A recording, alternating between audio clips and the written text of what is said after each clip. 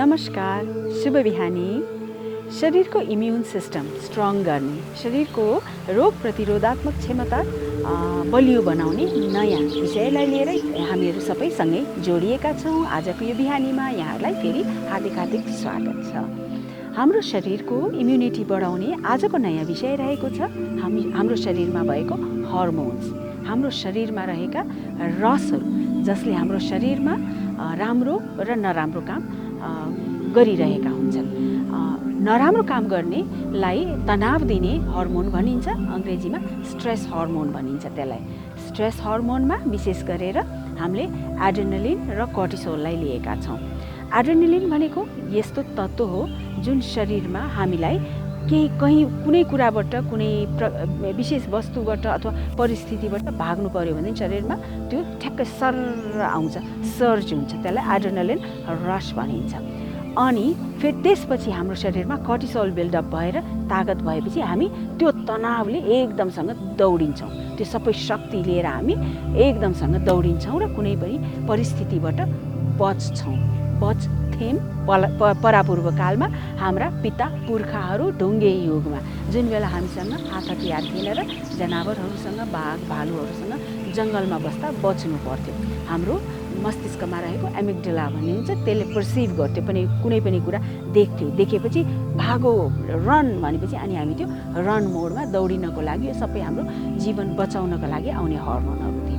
अहिले पनि हामी राति सुतेर बिहान उठेपछि लगभग उठेको आधा घन्टादेखि 45 मिनटमा कर्टिसोल निस्किन्छ हाम्रो शरीरमा। निस्केर हाम्रो शरीरमा भएको चिल्लो र ग्लुकोजलाई शक्ति र बोसोलाई पगालेर दिनभरिको लागि हामीलाई शरीरमा शक्ति दिनको लागि हाम्रो सिम्पथेटिक नर्भस सिस्टम एक्टिभेट हुन्छ, यसले एक्टिभेट गर्छ। त्यसकारण त्यो हदसम्म यसको उपयोगिता ठिक छ। तर हामीले नजानेर के गर्छौँ, हाम्रो यो शरीरको यो मेकानिजमलाई दिनभरि ट्रिगर गरेर अन नै राखिराख्छौँ। हामीले कति कुरा देखेर सिचुएसनबाट ट्रिगर हुन्छौँ अथवा चाहिँ नि ओहो डर यो कुरा चाहिँ खतरनाक छ भनेर बुझ्छौँ।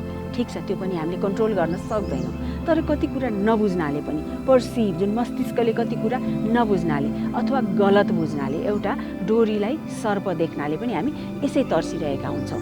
त्यस्तै हाम्रा जीवनमा अनेक अरू कुराहरू छन्, जस्तो टाइम लाइनका कुराहरू छन्, अफिस जाने टाइमहरू छन्, क्लासमा फर्स्ट आउनुपर्ने छ, पैसा बेसरी कमाउनु पर्ने छ, गाडी चढ्नै पर्ने छ, गहना लाउनै पर्ने छ। यस्ता कम्पिटिसनहरूले पनि हाम्रो शरीरमा स्ट्रेस बिल्डअप गरिरहेको हुन्छ, होइन? अब हाम्रो शरीरमा यस्तो किसिमको फिजिकल स्ट्रेस त होइन, मेन्टल र इमोसनल स्ट्रेसहरू हामीले एकदम बिल्डअप गरेर हामीले शरीरलाई चाहिँ नि विभिन्न इन्फ्लेमेसन, शरीरलाई तनाव, भित्रको अङ्गहरू पनि थाकिसक्छन्। किन? रगतहरू सिम्पथेटिक नर्भस सिस्टमबाट हाम्रो हात खुट्टाहरूमा गएर दौड्नको लागि रेडी भएर बसिरहेको हुन्छ। अनि शरीरलाई जुन रिजुबिनेट गर्नुपर्छ, कोषहरू बनाउनुपर्छ, यो बीचको भागलाई यसका कोषहरूमा गएर जुन काम गर्नुपर्ने छ, पचाउनु पर्ने छ, खाना यसो गर्नुपर्ने छ, मुटु चल्नुपर्ने छ, फुक्सो चल्नुपर्ने छ, कोषहरू बनाउनु पर्ने छ, अरू अर्गेनहरू छन्, त्यो के पनि कामै गर्नुपर्ने, जहिले पनि रेडी रनको अवस्थामा बसेर हाम्रो शरीर चाहिँ थकित भइसकेको हुन्छ। शरीरमा हुनुपर्ने अरू कामहरू पनि, अरू फिजियोलोजीहरू पनि बन्द भएर बस्छ।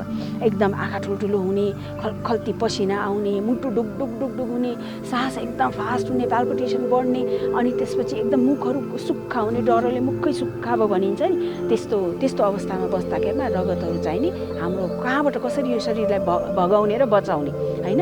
फाइट, फ्लाइट अर फ्रिज मोडमा कसरी लग्ने? फाइट गर्नु पर्यो, त्यसलाई शक्ति चाहियो, रेडी भएर बस्छ। फ्लाइट गर्नु पर्यो, दौड्नु पर्यो, बच्नु पर्यो, त्यसलाई शक्ति रोकेर राख्छ। र फ्रिज हक्क न बक्क परे भन्छन् नि, त्यस्तो फ्रिज मोडमा पनि टक्क शरीरको काम रोकेर टक्क शरीर बसिरहेको हुन्छ, रगतहरू यता बाहिरी शरीरको बाहिरी भागमा धेरै गएर। अब त्यसबाट यो त हाम्रो अटोमेटिकली हुन्छ, त्यस कारण हाम्रो समझै राम्रो गर्नुपर्छ। बुझ्ने नै राम्रो गऱ्यो भनेदेखि के हुन्छ, सही कुरा बुझ्यौँ हामीले, क्लियरली कुनै कुरा बुझ्यौँ भने कन्फ्युजन हुँदैन। कन्फ्युजन नभएपछि पर्सेप्सन ठिक हुन्छ, बुझ्ने ठिक बुझेपछि यो सब शरीर स्ट्रेसमा जाँदैन। त्यस कारण हाम्रो बौद्धिक क्षमता बढाउनुपर्छ, विवेक बढाउनुपर्छ, एक कुरा। अर्को कुरा, अब हामीले आफ्नो क्षमतालाई चाहिँ नि प्यारासिम्पेथेटिक नर्भस सिस्टमतिर ल्याउनु पर्यो।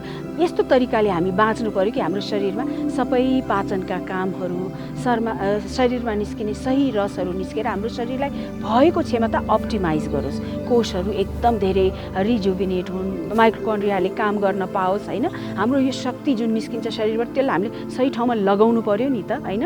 खाएर बस्नु मात्र त जीवन भएन, यो शरीरलाई हामीले सही काममा लगाउनु पर्यो। सही काम गर्नको लागि फुर्ती आउनु पर्यो। आफू मात्र बाँच्ने अनि सोसाइटीमा समाजमा कति काम गर्न आइएको छ होला, कति सकिन्थ्यो होला यदि मनमा उत्साह जोस जाँगर भएको भएदेखि। यसै पनि आफू पनि त खुसी भए। आफ्ना वरिपरिका ह्याप्पिनेस इज कन्टेजियस, ह्याप्पिनेस सर्छ होइन।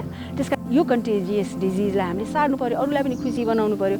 त्यसकारण यो ह्याप्पिनेस बढाउनको लागि हामीले के गर्नुपर्छ, केही उपायहरू गर्नुपर्छ। अहिले हामी यहाँहरूसँग छलफल गर्छौँ, तर शरीरमा भएका 1 होइन 2 होइन 100 होइन 1000 होइन 1500 ह्याप्पी हर्मोन्स र केमिकल्सहरू शरीरमा खुसी हुनाले निस्किएर शरीरमा काम गर्न थाल्छ। सही काम गर्ने 1500 केमिकल्सहरू हुन्छ हाम्रो शरीरमा, हर्मोन प्लस एन्जाइम्सहरू, त्यति केमिकल्सहरू हुन्छ। त्यो निकाल्न सक्छौँ नि हामी सानो काम गर्नाले, त्यो निकाल्ने प्रयास गर्छौँ एकैछिनमा। त्योभन्दा अगाडि म केही हर्मोन्सहरूको नाम लिन्छु किन यो निकाल्दैछौँ भनेर। एउटा हर्मोन हुन्छ एन्डोर्फिन। एन्डोर्फिन भन्नाले यस्तो तत्त्व हुन्छ जसले शरीर आफ्नो जीवनलाई एकदम रमाइलो बनाइदिन्छ। सानो सानो कुरामा एकदम रमाइलो वाह भन्ने बनाउँछ। यो चाहिँ नि हामीले शरीरलाई कसरत गरायौँ, अलिअलि एक्सर्साइज गऱ्यौँ भनेदेखि कसरत गरेको लगभग 15 देखि 20 मिनटमा शरीरमा आफै जेनेरेट हुन्छ। र के हुन्छ, उनीहरू चाहिँ जति कसरत गर्ने मान्छे भयो उति अरू कसरत गर्न खोज्ने, आहा एक्सर्साइज गर्नुपर्छ रमाइलो हुन्छ भन्ने, जेमा पनि रमाइलो माने त्यस्तो किसिमको एनर्जी बोकेर आएको हुन्छ नि। त्यो रमाइलो पनि हाम्रो शरीरमा आउँछ। र यो पेन किलर पनि हो एन्डोर्फिन। यसले चाहिँ नि शरीरमा अलिअलि सुरुमा शरीर थाकेको जस्तो हुन्छ, बिस्तारै बिस्तारै जति एक्सर्साइज गर्यो उति रमाइलो लाग्न थाल्छ। यसले चाहिँ नि पेन किलरको काम गर्छ। एन्डोर्फिनले शरीरको मात्र होइन मनको घाउ पनि बिस्तारै ठिक गर्दै जान्छ र हामीलाई खुसी बनाउँछ। अनि त्यसपछि अर्को हर्मोनको नाम लिन्छु म डोपामिन। डोपामिनलाई चाहिँ चञ्चलताको हर्मोन भनिन्छ, सेक्सी हर्मोन पनि भनिन्छ। यसले चाहिँ नि सानो सानो चुलबुलेपन, नटखटपन, रमाइलोपन, हाँस्नुपर्नेपन, रमाइलो नाच्नुपर्ने, गाना सुन्न मन लाग्ने, खान मन लाग्ने, मिठो खान मन लाग्ने, स्पाइसी खान मन लाग्ने, चटपटा खान मन लाग्ने, त्यस्तो एन्डोर्फिन निकाल्छ। मान्छेलाई चाहिँ नि become child like, not childish भन्छ, चाइल्ड लाइक के जेमा पनि सानो सानो कुरा बच्चा खुसी भए जस्तो खुसी बनाउने त्यो हर्मोन निकाल्छ। हाम्रो जीवनमा हामी त्यो खुसी चाहन्छौँ नि, अहिले हामीलाई केहीदेखि नि रमाइलो लाग्दैन अथवा खुसी हुन डर लाग्छ मान्छेको अगाडि, तर यो चुलबुलता यो रमाइलो आफ्नो जीवनमा लिएर आउनुपर्छ। त्यसलाई चाहिँ हामी डोपामिन भनिन्छ।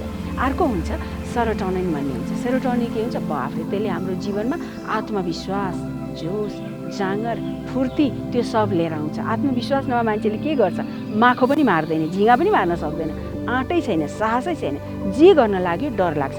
अनि कहाँ पुगिन्छ, कहीँ पनि त पुगिँदैन। त्यसकारण सेरोटोनिन निकाल्ने चाहिँ नि सेरोटोनिन पनि हाम्रो के हुन्छ, सनलाइटहरू घामहरूमा बाहिर निस्किनाले, नट्सहरू गेडागुडीहरू चिजहरू खानाले, अथवा अब एक्सर्साइज प्राणायाम ध्यानका अरू फाइदाहरू छन्। ब्रेनमा अर्कै सेरोटोनिन निस्किन्छ 10% र हाम्रो स्टमकमा माइक्रोबायोम्सहरूले 90% अरू सेरोटोनिनहरू आफै निकालिरहेको हुन्छ होइन। त्यसकारण त्यो हर्मोन भयो भने हाम्रो जीवनमा त्यो निकाल्न सक्यो भनेदेखि सेरोटोनिनले आत्मविश्वास, जोस, जाँगर जे पनि गर्न सक्छु, यो पहाड हटाउन सक्छु, उचाल्न सक्छु भन्ने एउटा आत्मविश्वास जगाउँछ। अर्को हर्मोन हुन्छ हाम्रो शरीरमा अक्सिटोसिन। अक्सिटोसिनलाई चाहिँ नि लभ हर्मोन भनिन्छ। हामीलाई चाहिँ नि लभको खाँचो छ। कोही मान्छेले प्रेम दिँदा अथवा प्रेम हामीले लिँदा, हामीलाई छोइदिँदा पनि हाम्रो शरीरमा आफै आउँछ यो केमिकल, यो हर्मोन आफै सिक्रिट हुन्छ। अनि जसको जीवनमा प्रेम पर्याप्त छ उसले अरूलाई पनि प्रेम, माया, दया, करुणा सबै लिन सक्छ। बच्चाहरूलाई आमाले जति प्रेम गरेर जति आफूसँग टाँसेर हुर्कायो त्यति बच्चाको मनोविज्ञानमा पनि पछि गएर सकारात्मक असर धेरै पर्छ। त्यो मान्छे अर्कै प्रगति गर्ने खालको बच्चा भएर निस्किन्छ। र जसले बच्चाहरूलाई चाहिँ नि भिन्दै सुताए, राति सुत्दा र त्यो सिसिटिभी हुन्छ नि मोनिटर गर्ने सिसी क्यामेरा राखेर सुताएको छ, उहाँहरूको बच्चाहरू क्र्याङ्की, बच्चैदेखि क्र्याङ्की गर्ने र पछि गएर पनि त्यस्तो बच्चाहरूले धेरै प्रगति गर्न नसकेको चाहिँ नि अहिले फेरि वैज्ञानिक तथ्यहरू आएको छ। र त्यो भिन्दै सुताउने भन्ने यो एक किसिमको प्रचलनलाई बुझ्नेहरूले छोडिसके, नबुझ्नेहरूलाई हामीले भन्नुपर्छ, सिकाउनुपर्छ। त्यो प्रचलन पनि गइसक्यो। र गाबा हर्मोनलाई के भनिन्छ, द कामिङ हर्मोन। जस्तो चाहिँ नि मान्छेहरूलाई चाहिँ नि इरिटेसन फिजिटी हुन्छ नि कसैको नेचर, सानो कुरामा एङ्सियस हुने, डिप्रेस्ड हुने, तलमाथि उतार चढाव भएको त्यस्तो मनहरूलाई चाहिँ काम गरेर सुख दिएर आनन्द दिएर राख्ने गाबाले गर्छ। सेरोटोनिनलाई पनि मुड ब्यालेन्सर भनिन्छ, तर त्यसले चाहिँ मुडलाई स्टेबलाइज गर्छ, तलमाथि गर्दैन कि वाह म गर्न सक्छु भन्ने कन्फिडेन्स दिन्छ। यसले चाहिँ नि इरिटेट उतार र चढाव त्यस्तो गराउनेलाई स्टेबलाइज गर्छ। अनि अर्को हर्मोन हुन्छ हाम्रो शरीरमा मेलाटोनिन। मेलाटोनिन चाहिँ नि हाम्रो स्लिप हर्मोन हो। यसले चाहिँ नि मैले योभन्दा अगाडिको एपिसोडमा भनेको छु, बिस्तारै हामीलाई हाम्रो नेचरले दिएको, प्रकृतिले दिएको सुत्ने र उठ्ने साइकललाई मिलाउँदै जाँदा सुत्ने साइकललाई बिस्तारै शरीरमा लिएर आएर के गर्छ, सुत्नाले हाम्रो शरीरको सबै इन्फ्लेमेसनहरू, शरीरका रोगहरू निको हुँदै जाने गर्नलाई मद्दत गर्छ होइन। अनि हाम्रो शिरको माथिल्लो भागमा चाहिँ नि पिट्युटरी ग्ल्यान्डले ग्रोथ हर्मोन प्लस अरू धेरै धेरै हर्मोन, अक्सिटोसिन प्लस ग्रोथ हर्मोनहरू धेरै धेरै निकाल्छ।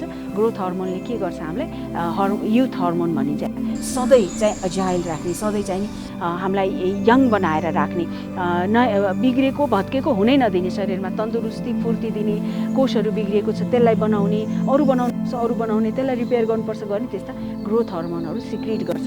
मोरलेस हामीले यो सबै मैले भनेको अहिले हर्मोनहरू हामीले कता कता चक्रमा लगेर पनि गाँच्न सक्छौँ। जस्तो योग प्राणायाम ध्यानले यसलाई बढाउँछ, तर कसरी बढाउँछ भन्दा हामीले एक्सप्लेन गर्नुपर्दा मूलाधार चक्रबाट एन्डोर्फिन निस्किने त्यसबाट लिन सक्छौँ, जसले हाम्रो शरीरमा भिगर दिन्छ, रोगसँग लड्ने क्षमता दिन्छ।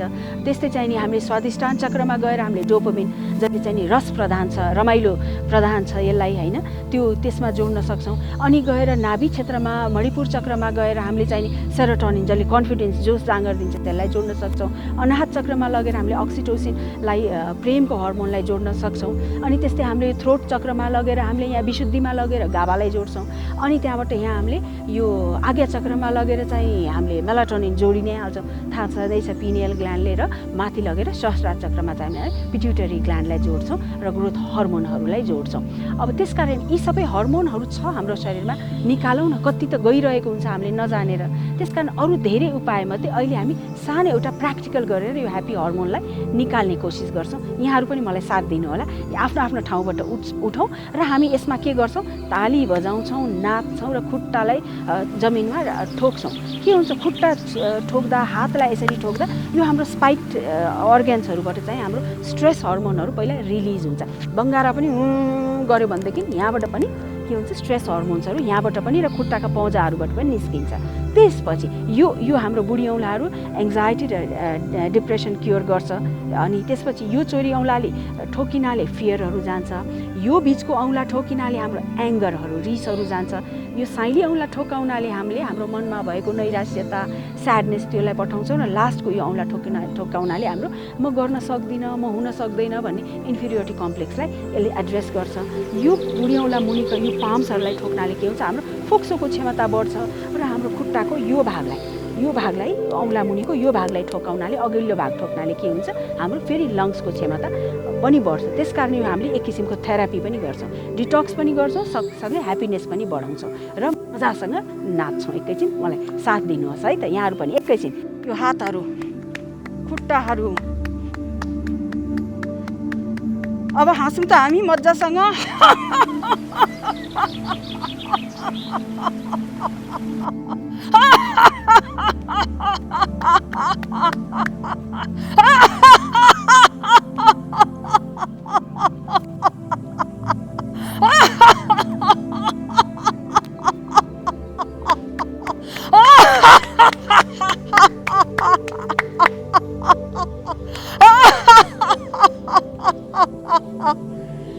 भोलि फेरि यहाँहरूसँगै अर्को विषय लिएर भेट्नेछौँ। अहिलेको लागि धन्यवाद, शुभ दिन। बाराखरी योग विज्ञान, सपोर्टेड बाय प्रभु बैंक।